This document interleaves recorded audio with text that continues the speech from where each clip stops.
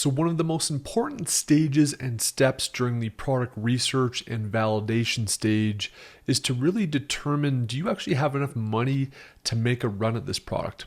I know it sounds simple enough, but I know a lot of people don't necessarily calculate or understand what it takes to order the first round of product, the second round of product, and actually fund the creative assets and the actual marketing costs that go into a launch. So I created a quick little scratch tool to run some very basic directional high-level calculations to help you determine if a particular product opportunity actually aligns with your budget. And you should really make sure that you have enough cash, ideally a little bit of extra cash, before you pursue an opportunity. Because what happens if you don't have enough cash is you can become a victim of your own success. And what I mean by that is you could launch a product, you could crank it, it could be the right offer, you could get demand out the gate. But if you don't have enough money to buy another round of inventory and get it in time, you can expect to have significant stockouts. And when you have significant stockouts, which do happen even to the best of us, you're going to see your organic rank decline. And sometimes it's hard to get it back to where it was. And you tend to burn that critical honeymoon phase, which we'll talk about in the launch process. And it's just not the most efficient way to deploy your money. So it makes much more sense if you've got a smaller budget to target the right product opportunity and a smaller monthly revenue opportunity so you can ease into it, build your cash reserves, and effectively and conservatively scale. So this is how this thing works. Basically, anything in yellow here is going to be an input. So I can change my budget. If I have a $10,000 budget, I can change that. If I'm a big baller and I've got $100,000, I can change that there.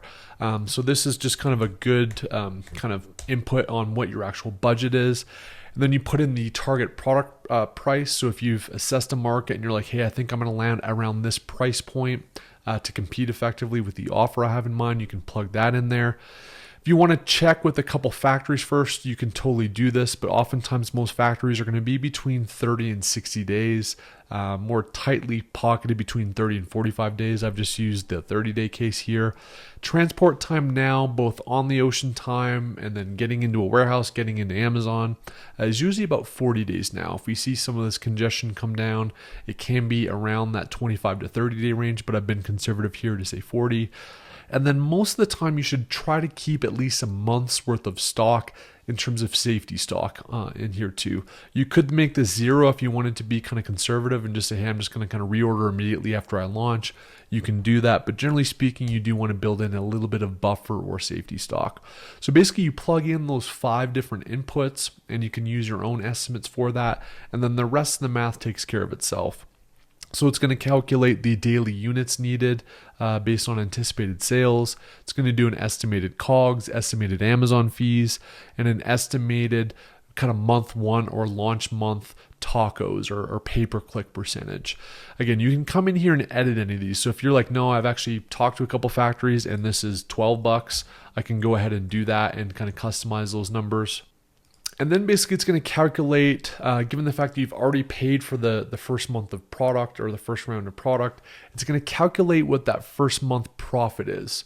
So after all your revenue gets deducted from the Amazon fees and your pay-per-click costs, the net cash available. So in this case, the net cash available after that first month is $5,900, which can be used to purchase additional product. And then this one just kind of covers some of the launch and creative costs. It covers the number of units needed to cover this period of time.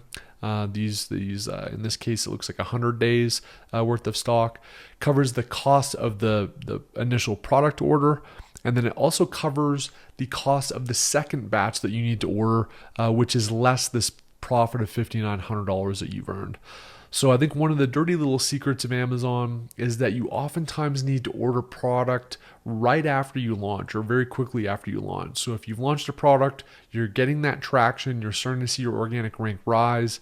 Kind of between that week 2 and 4 of launch, you're likely placing your second order, which will enable you to avoid that stock out period ideally.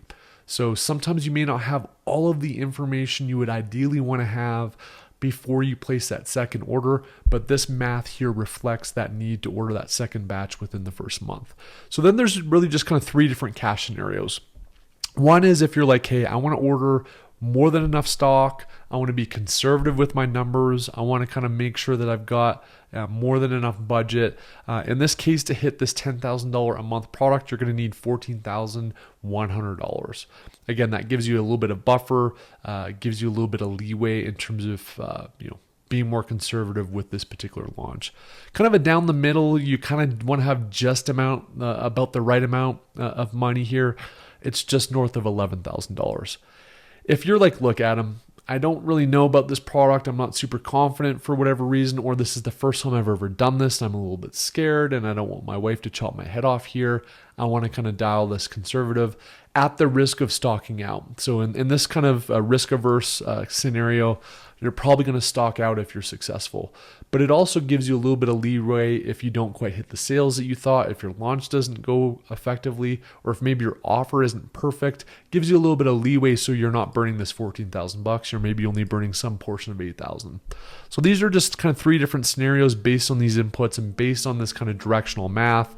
Another rule of thumb that you can use is it's typically going to be between 80 in the kind of risk averse case, up to 140% in the more aggressive case of your monthly sales number. So if you took 80% times 10,000, you need about $8,000 for launch.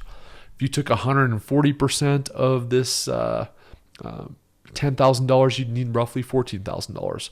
So that's kind of if you're doing a little bit of product research and you just want to run some quick math without doing the spreadsheet, that's another way to do this. Big caveat here. This isn't perfect. It may require some more finite calculation for your individual situation, but the point of this tool is really to run this math really quickly when you're running through product ideas and immediately disqualifying certain revenue tiers that don't align with your budget. So you can really focus your effort on the products and the monthly revenue targets that best align with that budget that you have set aside. So it's not perfect, but it's a really good directional tool so you don't waste your precious time researching and validating product ideas and ordering samples and talking with factories when you have no business, given your budget, participating in that particular product revenue level.